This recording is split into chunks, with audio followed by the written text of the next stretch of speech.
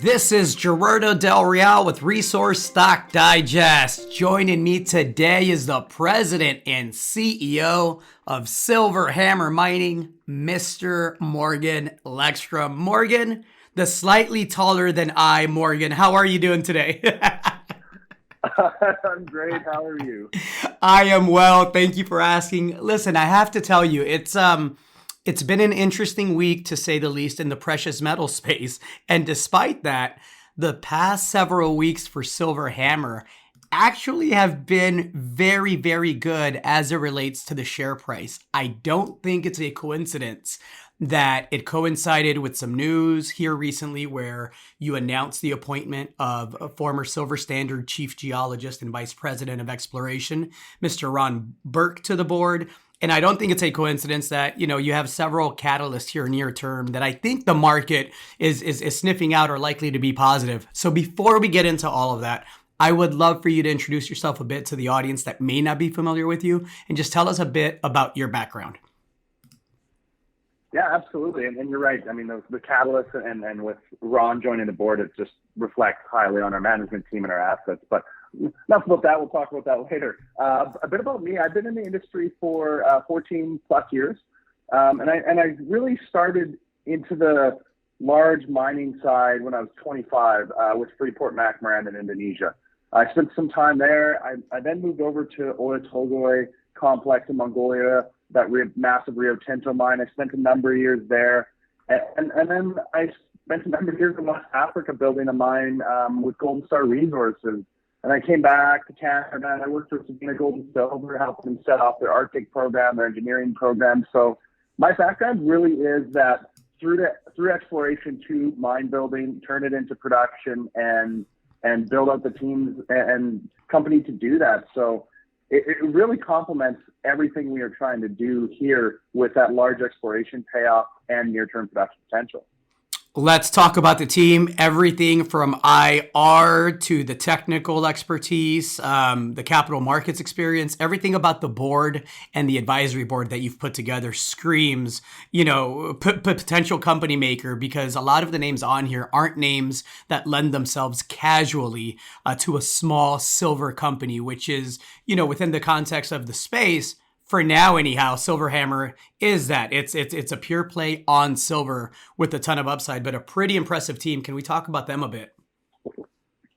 Yeah, absolutely. I mean, you heard about myself.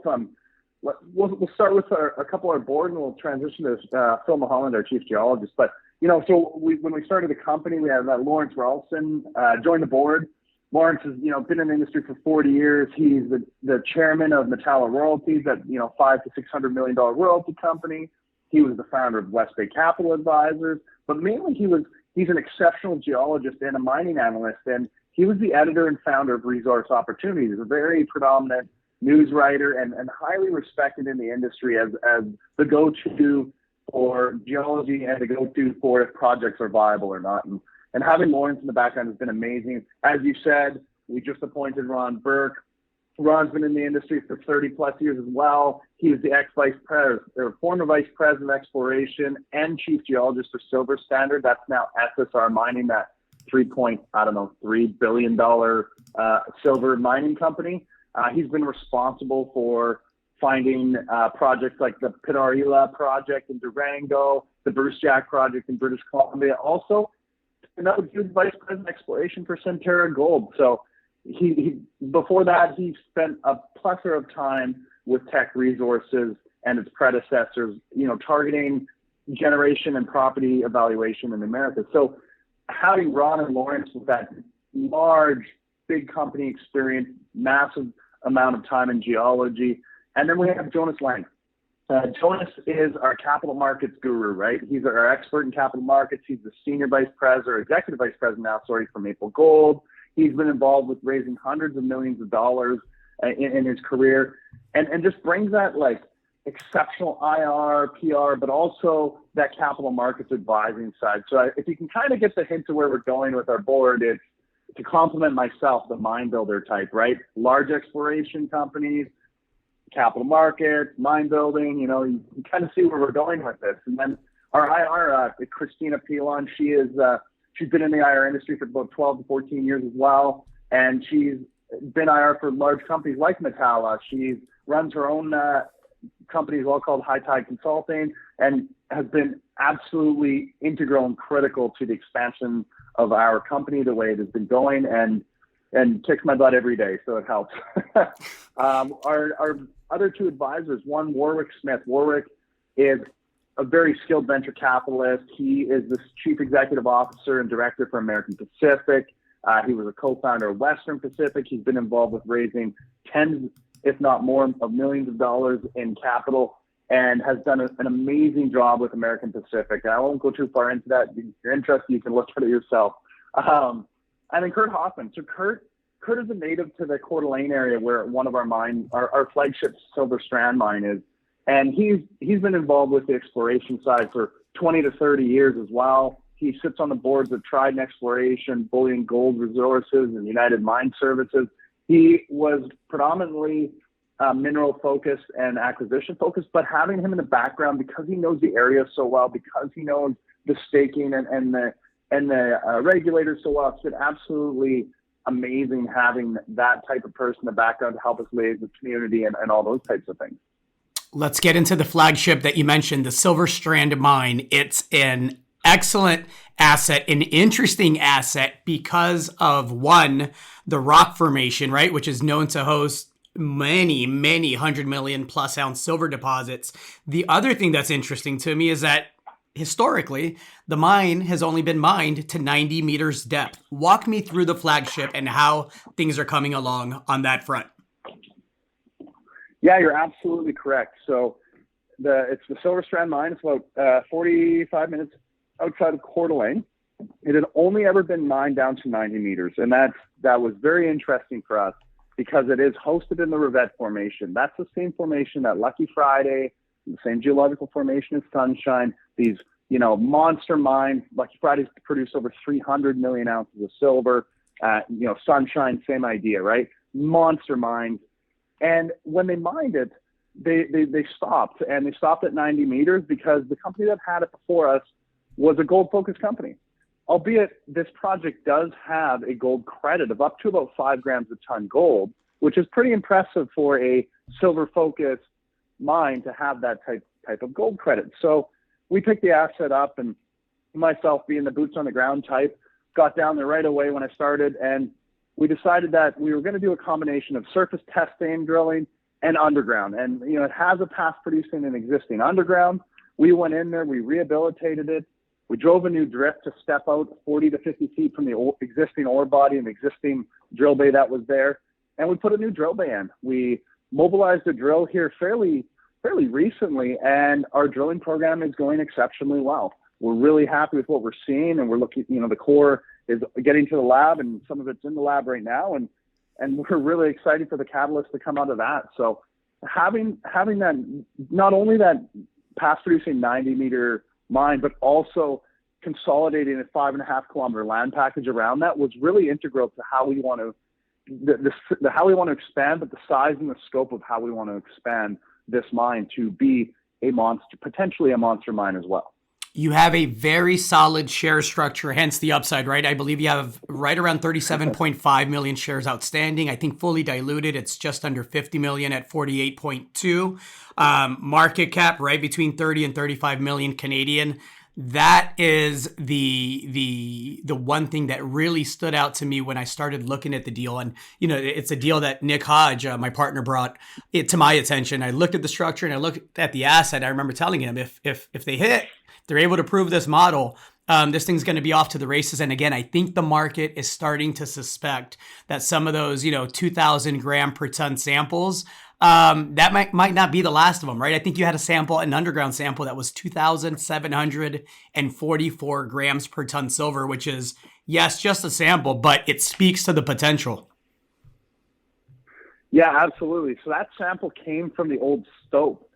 Phil was our chief geologist. Phil was able to go up in there and grab that sample. It also ran about 4.5 grams a ton gold. So that was one of the indicators to us about like how we need to explore this quite different than they'd done before, hence the new drift and all that. But, to speak about the capital structure, it's a very tightly held capital structure, about 40% as well, insider and closely held, and director held. Myself holding a chunk of that as well. But when you talk about the shares, 37.4 million out, we're updating that now to about 30. It's going up. We'll put it that way, because people are starting to cash in their warrants and their options. So we're excited to see that coming in. We're excited that we've added 2 additional high potential tier 1 properties that we picked up from Dave Forrest. Like these types of events, having a very tight share structure, having people bring you potential tier 1 properties, that speaks to what we're trying to do as a company. It speaks to our team. It speaks to the potential upside in the capital structure. So we're excited. The other 2 assets you mentioned, the Eliza Silver Project in Nevada and the Silverton Silver Gold Project in East Nevada's Silver Alley. Can you tell us a bit about those briefly? Yeah, absolutely. So we picked those 2 up from gentleman Dave Forrest, very predominant mining geologist, as well as a newsletter writer for KC Research and the founder of Sunward. The Eliza project, past producing silver mine, up to grades of 18,500 grams a ton equivalent, 1860 to 1870. It was the largest silver rush in Nevada, in the U.S. at the time. It's the reason Nevada is now the silver state. And it had not been looked at. So the north side is Treasure Hill, and we're on the south side where some small little adits and small little shafts where they started producing extremely high grade.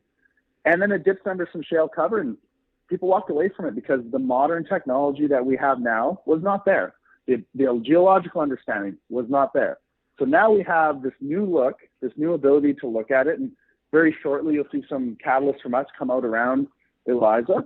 As well, transition down to Silverton. Silverton is an hour and a bit out of Tonopah, a very predominant district right now for exploration. It's a past producing silver mine, up to 932 grams a ton silver.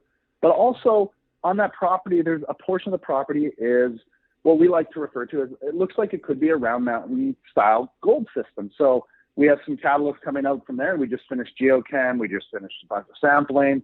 And I got to preface this. We only picked these assets up 2 months ago, right?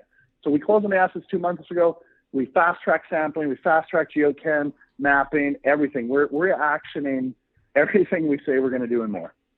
You mentioned people starting to exercise some options and warrants. What's the treasury look like right now?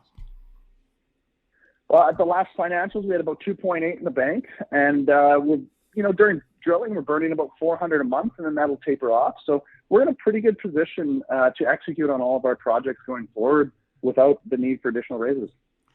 Morgan, a lot to like. You got the team, you got the structure, you have the assets, you have assays pending, you have geochem and exploration results from your other 2 properties here in the next month or 2, I believe. A lot to like. Anything to add to that? I just got to say, silver is ready to go, I think, and ready to run. But having the ability to not only be a part of potential tier 1 assets, but be a part of a team like this and to be obviously a shareholder in it, I think there's a lot of potential upside for that large exploration payoff for potential investors and shareholders. And those things everyone always thinks, oh, crypto, you can only do, 20x in crypto and stuff like that. That's not correct. I mean, there are many examples of many mining companies out there that have massive potential upside. So we're hoping to be one of them. And that's all I can say. Well said. I'm hoping to have you back on soon with some assay results, validating some of that. Thank you for your time, Morgan. I appreciate it. You have a good one out there. You as well. Thank you very much.